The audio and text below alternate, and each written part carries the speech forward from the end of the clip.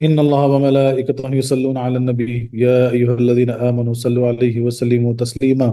اللهم صل على سيدنا ومولانا محمد وعلى آل سيدنا ومولانا محمد وعلى آله وأصحابه وبارك وسلم كثيرا كثيرا. أعوذ بالله من الشيطان الرجيم. بسم الله الرحمن الرحيم.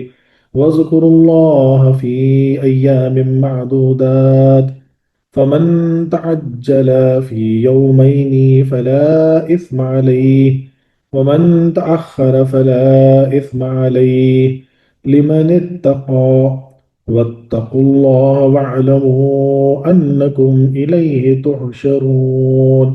صدق اللہ العلی العظیم. اور ذکر کرو اللہ کا بیچ دنوں گنے ہوئے کہ پس جلدی کریں، بیچ دو دن کے پس نہیں ہے گناہ اور پر اس کے، اور جو دیر لگائے پس نہیں ہے گناہ اوپر اس کے، واسطے اس کے ڈرو اللہ سے اور جانو کہ تحقیق تم طرف اس کے جمع کیے جاؤ گے۔ اور تفسیر میں لکھا تھا ایسے کہ اور اللہ کی یاد کرو گنے ہوئے دنوں میں، تو جو جلدی کر کے دو دن میں چلے جائے اس پر کچھ گناہ نہیں، اور جو رہ جائے تو اس پر گناہ نہیں۔ پرہیزگار کے لیے اور اللہ سے ڈرتے رہو اور جان رکھو کہ تمہیں اس ہی کی طرف اٹھنا ہے۔ سبحان اللہ سبحان اللہ۔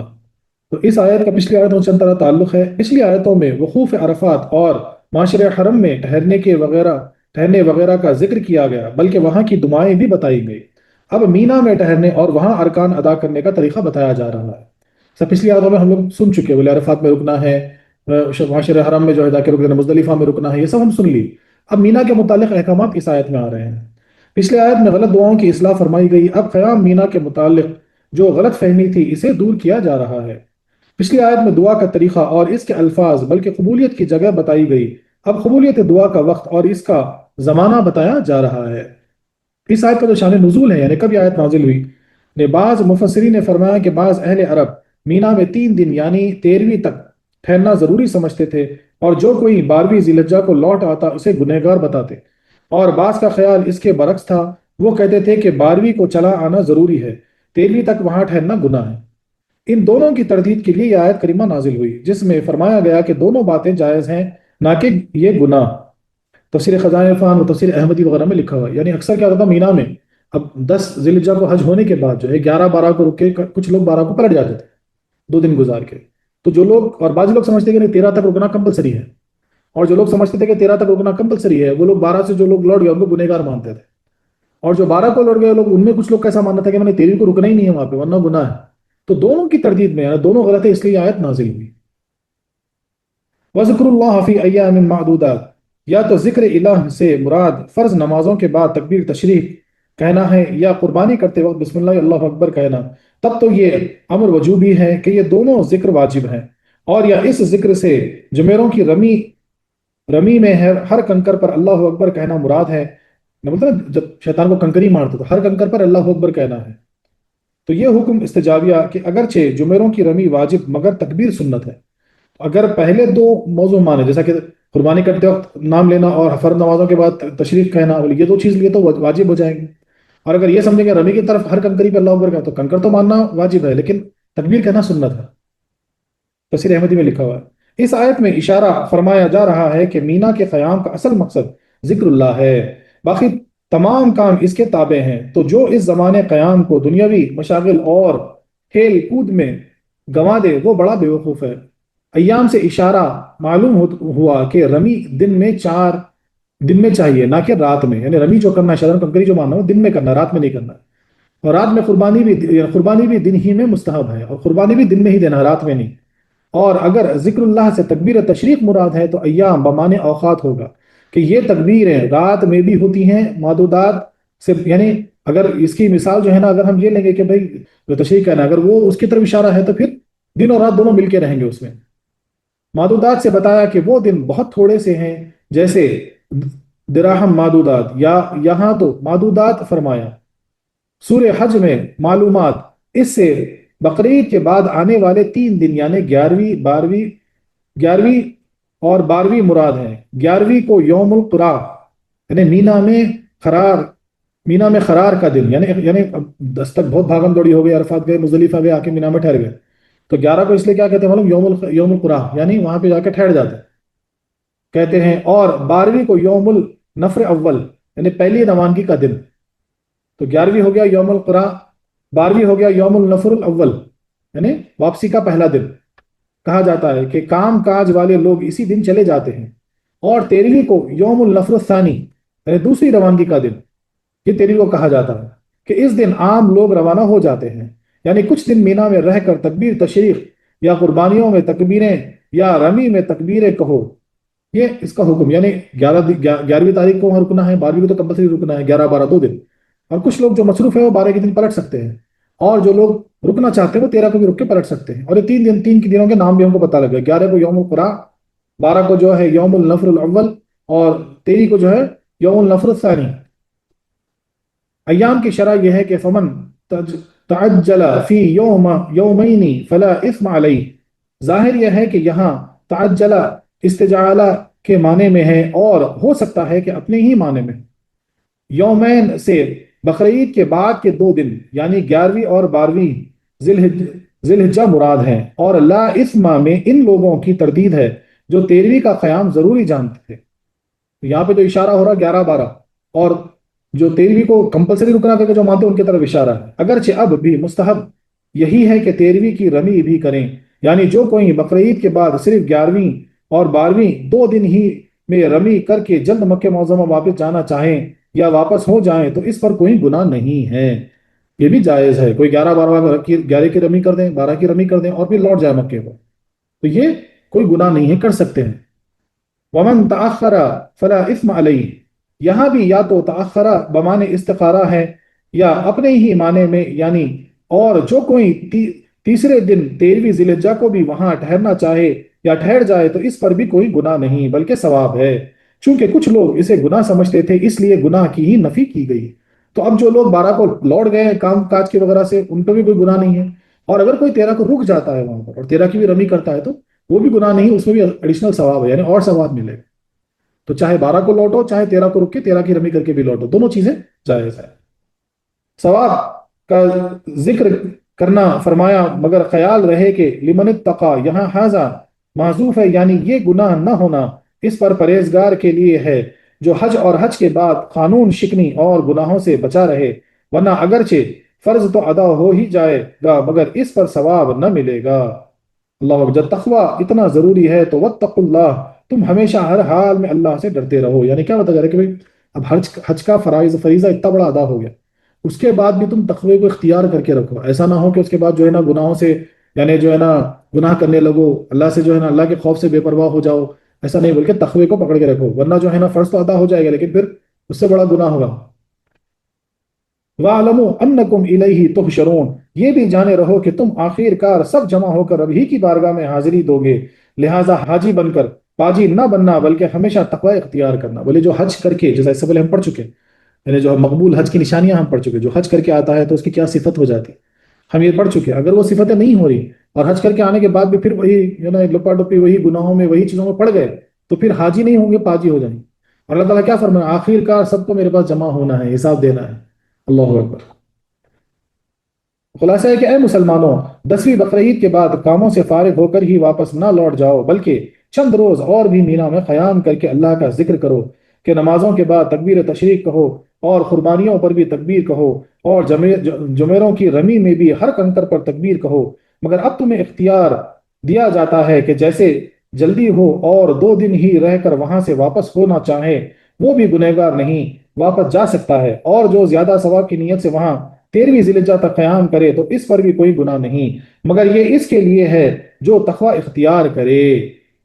اگر کھیل کود یا دیگر بیکار باتوں یا گناہوں کی نیت سے وہاں ٹھہرے تو اس نیت کا ضرور گنہگار ہوگا. اور خیال رکھنا کہ اپنے حج کے دھوکے میں آئندہ گناہوں پر دلیر نہ ہو جانا بلکہ ہمیشہ رب سے ڈرتے رہنا.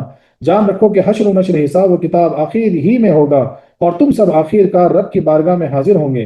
ایسا نہ ہو کہ اس سے پہلے تم سے کوئی ایسا گناہ سرزد ہو جائے جو نیکیاں برباد کر دے. اس لیے ہمیشہ تقوی اختیار کرو.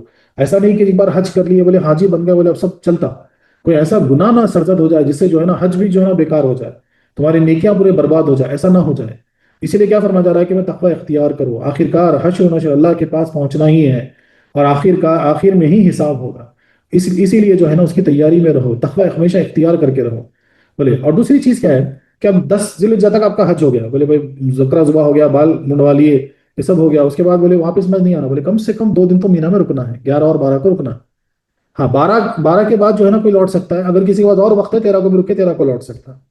اور یہ جو 11 12 13 جو 3 دن ہے، اس میں پھر موبائل پہ لگ کے بولے انسٹاگرام کی ریلاں چل رہے ہیں، فیس بک چل رہا، فائدہ نہیں ہے، گنہگار ہو جائیں۔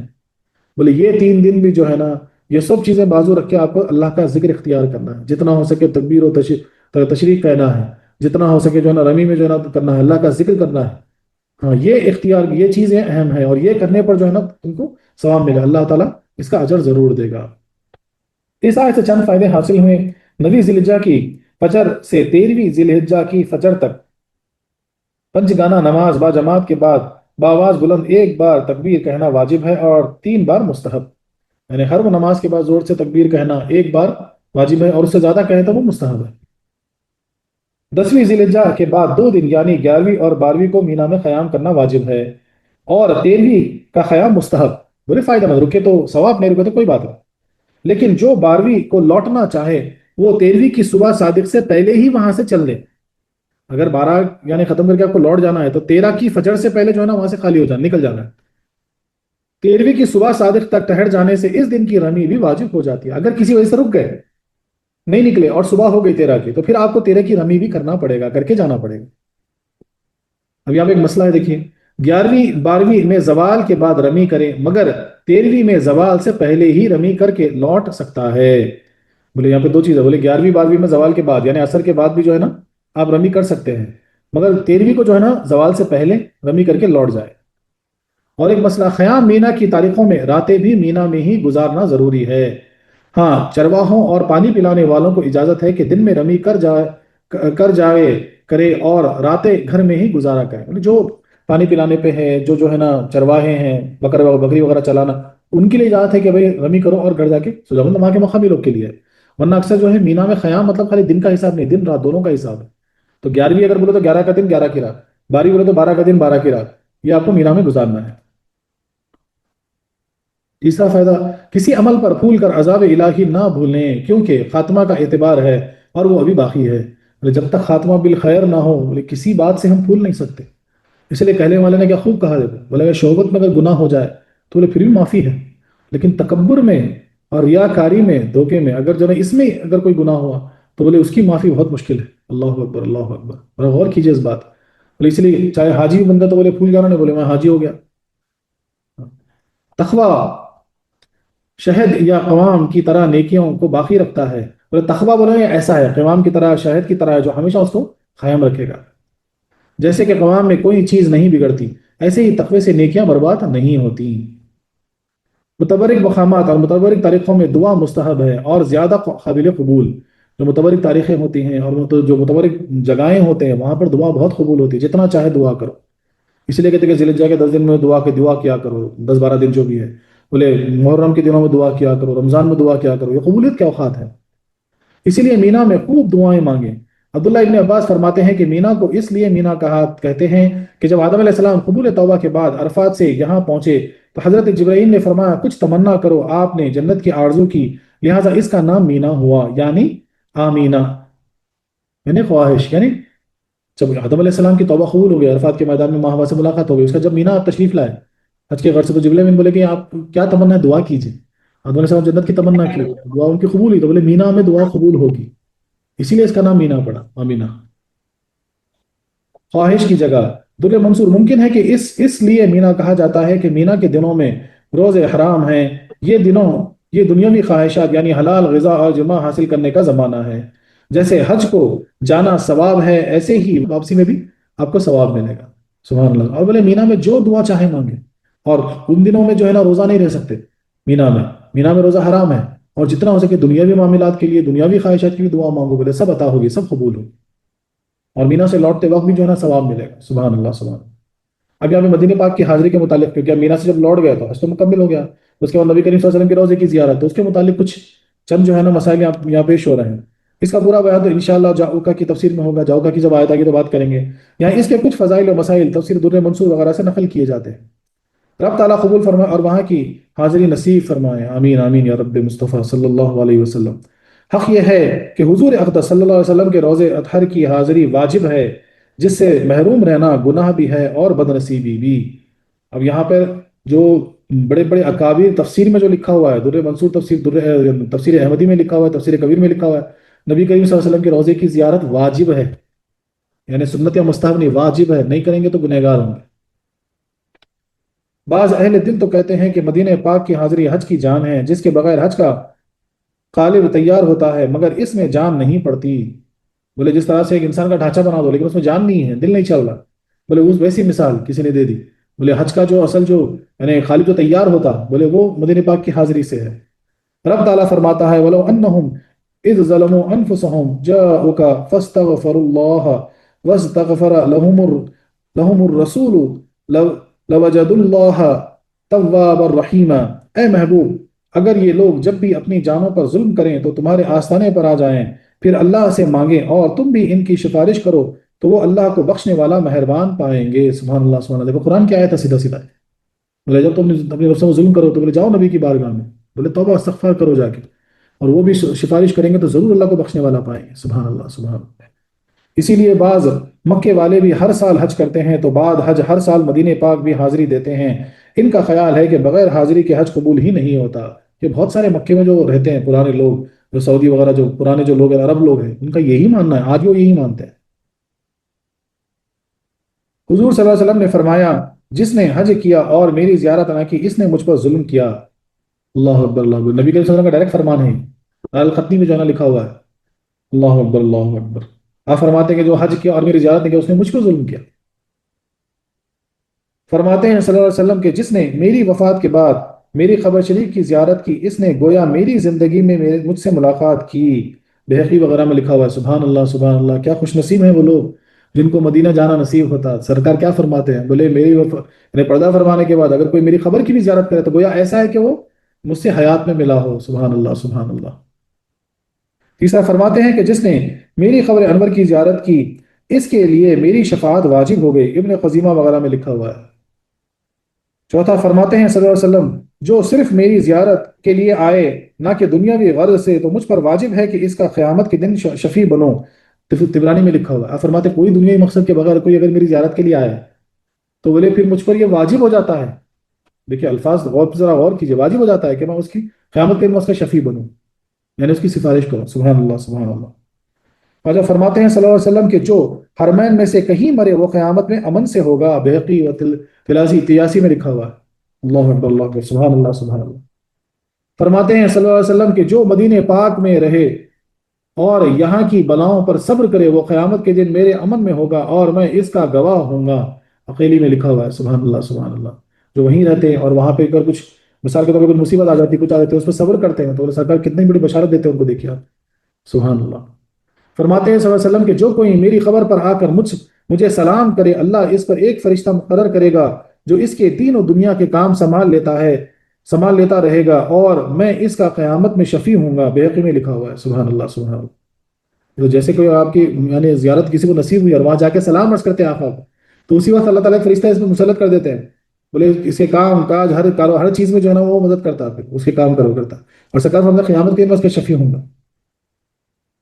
محمد ابن منکرد فرماتے ہیں کہ میں نے حضرت جابر کو حضور کی قبر شریف کے پاس روتے ہوئے دیکھا اور فرماتے تھے کہ یہاں آنسو بہائے جاتے ہیں۔ میں نے حضور سے سنا کہ فرمایا میری قبر شریف اور ممبر شریف کے درمیان جنت کا باغ ہے۔ بحقی میں لکھا ہوا ہے۔ اب دیکھیے کس کی مثال دی جا رہی ہے یہاں پہ، حضرت جابر کی، جابر رضی اللہ عنہ جو حضور کے قبر انور پر جا کے روتے تھے، آنسوں سے رویا کرتے تھے، اور وہ کرتے تھے کوئی اگر پوچھتا تھا کہ یہاں آنسو بہانے کی جگہ ہے۔ سبحان اللہ سبحان اللہ۔ انس ابن مالک قبر انور کے پاس ایسے کھڑے ہوتے تھے جیسے نمازی نماز میں۔ ابھی ابن دنیا میں لکھا ہوا ہے۔ بڑے اکابر صحابی دیکھے انس ابن مالک رضی اللہ عنہ آپ کے متعلق۔ سلیمان ابن سویم رضی اللہ تعالیٰ عنہ فرماتے ہیں کہ میں نے حضور صلی اللہ علیہ وسلم کو خواب میں دیکھا اور پوچھا کہ عشاق روضہ پاک پر آ کر سلام عرض کرتے ہیں، کیا آپ سنتے ہیں؟ فرمایا ہاں، بلکہ ہر ایک کا جواب بھی دیتا ہوں۔ سبحان اللہ سبحان اللہ۔ واہ واہ، کیا خوش نصیب ہیں وہ لوگ جن کو وہاں کی حاضری نصیب ہو اور وہ جا کے سرکار کی بارگاہ پہ سلام عرض کرتے ہیں۔ سرکار فرماتے ہیں گواہی دیتے ہیں کہ میں ان کا سلام بھی سنتا ہوں بلکہ ان کو جواب بھی دیتا ہوں۔ خوش نصیب ہے وہ لوگ جس کو زندگی میں ایک بار نصیب ہو جائے۔ سبحان اللہ سبحان اللہ۔ اور بولنے والے کون ہیں؟ صحابہ کرام۔ یہ جو ریفرنس جو دیا جا رہا ہے صحابہ کرام کا ریفرنس ہے۔